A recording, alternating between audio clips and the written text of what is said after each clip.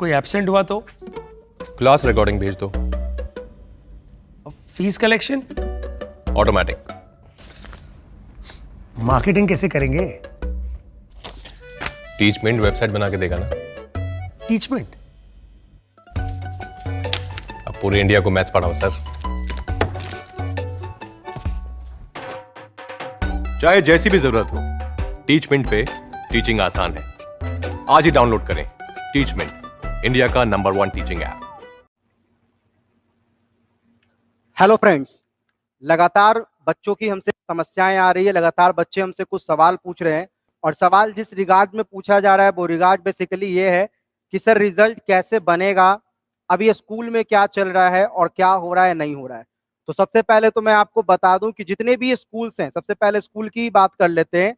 CBSE 12th की जितनी भी स्कूल है उन सभी स्कूलों ने आज से 3 महीने पहले ही, मतलब जिस समय लॉकडाउन नहीं लगा था उससे भी पहले अगर कह लूं तो दिक्कत नहीं होगा, हम लोगों ने उस समय सीबीएसई बोर्ड को सारी चीजें भेज दी है। मतलब जो भी हमारा रीजनल बोर्ड था उसको हम लोगों ने सारे डेटा भेज दिए थे आपके एग्जाम के रिगार्डिंग। सबसे बड़ी बात तो ये है कि एग्जाम के रिगार्ड्स में जो भी डेटा था वो हम लोगों ने भेज दिया है। मतलब चाहे वो आपके क्लास 11th का जो भी एग्जाम का मार्क्स हो, क्योंकि क्लास 11th भी आप लोग को पता है कि अच्छे तरीके से हुई नहीं थी, पिछले साल भी कोविड थी।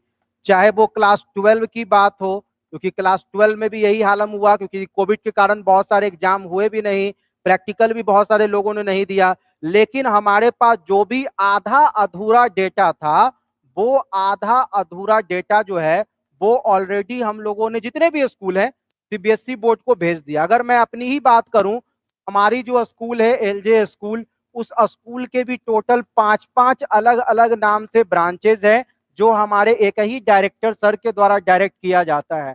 और अपने 5 स्कूल को अगर ले ले तो पूरे भारत में सीबीएसई 12th बोर्ड के स्कूल है ही कितनी, बहुत ज्यादा तो है ही नहीं।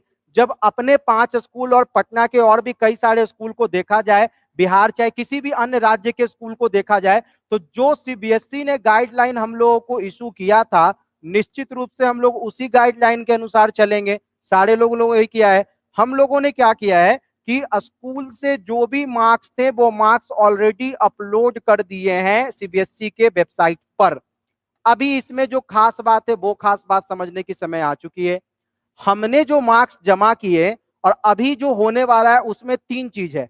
अभी सीबीएसई रिजल्ट कैसे बनाएगा, इसके लिए एक एक्सपर्ट कमिटी बैठी है। आप सभी को पता है कि एक एक्सपर्ट कमिटी बैठी है। मैं उस एक्सपर्ट कमिटी के सारे मेंबर के बारे में आपको बताऊंगा कि उनमें क्या किसकी स्पेशलिटी है और कौन क्या सोचता है और कैसे आपको नंबर दिए जाएंगे। लेकिन फिलहाल ये है कि 3 भाग में जो एक्सपर्ट कमिटी है उन्होंने प्रपोजल रखा है। पहला प्रपोजल ये है कि 10th 11th 12th के मार्क्स लिए जाएं। दूसरा प्रपोजल ये है कि 11th और 12th के मार्क्स लिए जाएं। तीसरा प्रपोजल ये है कि बस 12th के प्री बोर्ड के हिसाब से और प्रैक्टिकल के हिसाब से ही नंबर को दे दिया जाए। तो ये 3 भागों में जो है ना ये लोग बटे हुए हैं। अब ये जो 3 भाग है, अगर ये 10 11 12th की चर्चा की जाएगी तो निश्चित रूप से अगर ये वाला सिस्टम लगा, अगर ये सिस्टम लगता है तो ज्यादा समय लगेगा। मतलब स्कूल को भी कम से कम तब तो 2 महीने का समय लग जाएगा सब काम करते करते, पूरा का पूरा डेटा बनाते बनाते। और अगर इतना समय लगेगा तो एक चीज तय है कि अगस्त इंड से पहले रिजल्ट नहीं आएगा। तो ये चीजें हो, इसकी कम संभावना है, ऐसा नहीं होना चाहिए। बट अगर होता है तो अगर सीबीएसई कह दे कि नहीं आपको एक ही महीने में करना है, आप 7 की जगह 20 आदमी को रख के इस काम को करवाइए, तो बिल्कुल ये भी हो सकता है। बट मैंने बताया कि क्योंकि कोविड का समय है, कम से कम व्यक्ति के साथ, कम से कम टीचर के साथ सीबीएसई भी कह रहा है काम करने को। दूसरी बात की स्ट्रीम बहुत ज्यादा है, आर्ट्स है, कॉमर्स है, साइंस है, तो सभी एक जगह पे आ नहीं सकते हैं, सभी एक साथ आ नहीं सकते हैं, तो बहुत तरह की समस्या है। जबकि 11 12 की अगर बात की जाए तो इस बेसिस पे बच्चों को दिक्कत हो जा रहा है। बच्चों को यह दिक्कत हो जा रहा है कि ज्यादातर बच्चे क्या करते हैं, जैसे ही 10th पास करते हैं वो आईआईटी की तैयारी में लग जाते हैं, वो नीट की तैयारी में लग जाते हैं, वो क्लैट की तैयारी में लग जाते हैं, आईपीएम की तैयारी में लग जाते हैं, एनडीए की तैयारी में लग जाते हैं, क्योंकि उनको लगता है बस 11 12th पास ही तो करना है। इस चक्कर में क्या होता है कि उनका 11th का रिजल्ट डाउन जाता है और वो 12th में भी खराबी परफॉर्मेंस करते हैं प्री बोर्ड तक। लेकिन जो उनका फाइनल एग्जाम होता है उसके लिए वो रगड़ के पढ़ते हैं, ये एक सच्चाई है, लेकिन ये पूरी सच्चाई नहीं है। सारे बच्चे सालों भर ही पढ़ते हैं, कुछ ही ऐसे बच्चे होते हैं जो एग्जाम से पहले पढ़ना चालू करते हैं, क्योंकि वो इन सब चीजों में ज्यादा इंगेज होते हैं। तो अगर ये पैटर्न लिया गया तो निश्चित रूप से जो इसके लिए बच्चे बने हैं उनको दिक्कत होगा, क्योंकि आपको पता है कि एक क्राइटेरिया सेटअप है कि यदि आप काबिल होगे तो ये भी एक समस्या बन सकती है। तीसरी जो समस्या है 12th बोर्ड, तो अलग अलग स्कूल में अलग अलग फंक्शन है। प्रैक्टिकल तो खैर सभी स्कूल में हो ही जाता है 30 मार्क्स का, लेकिन इसके अलावा जो फर्स्ट प्री बोर्ड होता है या सेकंड प्री बोर्ड होता है या थर्ड प्री बोर्ड होता है, 3 प्री बोर्ड तो करवा लेते हैं बहुत सारे स्कूल, कहीं केवल एक ही होता है, कहीं केवल 2 होते हैं और कहीं 3 के 3 होते हैं। लेकिन इस बार ऐसा है कि किसी भी स्कूल में 3 प्री बोर्ड हुआ होगा, इसकी चांसेस बहुत कम है। मतलब 2 से ज्यादा प्री बोर्ड वाले इस बार ज्यादा स्कूल नहीं है, 3 प्री बोर्ड वाले स्कूल तो बहुत कम है और सबसे अधिक 1 प्री बोर्ड वाले स्कूल है। अगर 3 प्री बोर्ड होता तो बच्चे को जिसमें ज्यादा मार्क्स होता वहां से पिक करके हम दे देते, लेकिन अगर किसी स्कूल में एक ही प्री बोर्ड हुआ है तो मतलब साफ है कि इसी मार्क्स को देना पड़ेगा। तो इतनी सारी चीजें हम लोगों के स्कूल में डिस्कस हो रही है। खैर डिस्कस हमारे स्कूल में हो, हमारे एडमिनिस्ट्रेशन में हो, इससे कोई फर्क नहीं पड़ता, क्योंकि जब तक सीबीएसई नहीं बोलेगा कि क्या होने वाला और क्या होगा तब तक कुछ नहीं होगा। एक बहुत बड़ा सवाल लोगों के दिमाग में यह रह रहा है कि रिजल्ट कब तक आने की संभावना है। तो अगर रिजल्ट की बात करें तो निश्चित रूप से 15 जून के पहले सीबीएसई हम लोगों को कोई ऑफिशियल क्राइटेरिया नहीं देने वाला है मार्क्स कैसे बनाया जाए। जब क्राइटेरिया आएगा ही 15 जून को, तो फिर स्कूल वाले को भी मान लीजिए कि कम से कम 30 दिन का समय तो दिया ही जाएगा रिजल्ट बनाने के लिए, तो ये हो जाएगा तुरंत 15 जुलाई। अब इतने में रिजल्ट बनेगा कि नहीं बनेगा वो भी देखना होगा, क्योंकि जब क्राइटेरिया आएगा तो उस पर कई सारे वेबिनार्स वगैरह होते हैं, वहां से हम लोगों को कंसल्ट किया जाएगा, बताया जाएगा इसको वैसे करना है ऐसे करना है। 10 दिन तो सीखने में ही लग जाता है कि सभी बच्चे पास हों, ऐसा कीजिए वैसा कीजिए। फिर कुछ बच्चे ऐसे होंगे जिन्होंने एग्जाम एक भी नहीं दिया है कोविड के कारण, तो उन लोगों का मैं भी कह दिया जाए कि ऑनलाइन एग्जाम भी आप ले लीजिए 5 या 10 मिनट का गूगल मीट के माध्यम से या किसी भी तरीके से।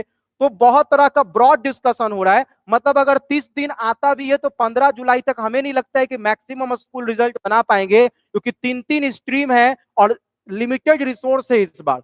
तो इसलिए अगर देखा जाए तो मेरे लगता है फिर से अगर इसमें कुछ टेंशन दिया जाए तो अगस्त के वीक या नहीं तो जुलाई के अंत तक ही रिजल्ट आने की संभावना बनती है। तो जुलाई अगस्त के बीच में ही रिजल्ट आएगा, जुलाई के लास्ट में आएगा या तो अगस्त के शुरुआत में आएगा, लेकिन उससे पहले रिजल्ट आने की कोई संभावना नहीं है। अब आपके मन में बात कि सर आपने 3 चीजें तो बता दी कि रिजल्ट कब तक आ सकता है, तो रिजल्ट जुलाई के अंत और अगस्त के पहले आ सकता है। आपने ये भी बता दिया कि इवैल्यूएशन का क्या प्रोसेस हो सकता है। तीसरी बात जो आपको जानना है वो ये जानना है कि आखिर चल क्या रहा है। तो चल ये रहा है कि सीबीएसई ने मूल्यांकन के लिए एक कमिटी बनाई है। इस कमिटी में कुल 10 लोग हैं और 10 दिनों के अंदर रिपोर्ट देनी है। अब ये कमिटी में विशेषज्ञ कौन कौन है सुनिए। जैसे एक है विपिन कुमार, ये संयुक्त स्कूली शिक्षा में शिक्षा मंत्रालय में है। एक है उदित प्रकाश जो शिक्षा मंत्रालय में है। निधि पांडे जो केवीएस के कमिश्नर हैं। विनायक गर्ग जो कि नवोदय विद्यालय समिति के ये हैं। फिर हैं रविंद्रजीत सिंह जो कि चंडीगढ़ शिक्षा विभाग से हैं। पीके बनर्जी जो कि शिक्षा मंत्रालय से हैं। तो अलग अलग फिर निदेशक प्रतिनिधि हैं एनसीईआरटी से। तो अलग अलग लोग जो हैं इन चीजों में लगे हुए हैं, और जब इतने सारे लोग लगे हुए ये सब सब्जेक्ट स्पेसिफिक हैं, इन सबको पता है कि कैसे बच्चों को ज्यादा से ज्यादा मार्क्स देना है ताकि बच्चों को ज्यादा नहीं कम से कम दिक्कत हो। लेकिन अब ये तभी क्लियर होगा जब 2 सप्ताह के बाद ये पूरा का पूरा खेल खुले कि कैसे मार्क्स आने वाला है।